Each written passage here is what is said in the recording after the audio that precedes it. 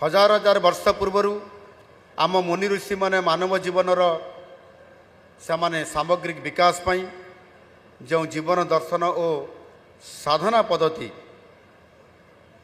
आम पाई पर पीढ़ी पाई विकसित करथिले। जोग ताहार एक उज्जवल उदाहरण।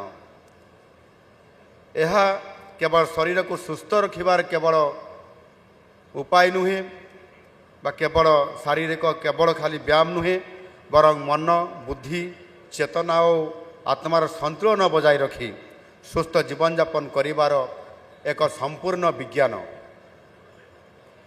जोग केवल एक व्यायाम किंबा केतेक आसन मध्य यह केवल सीमित नुहे।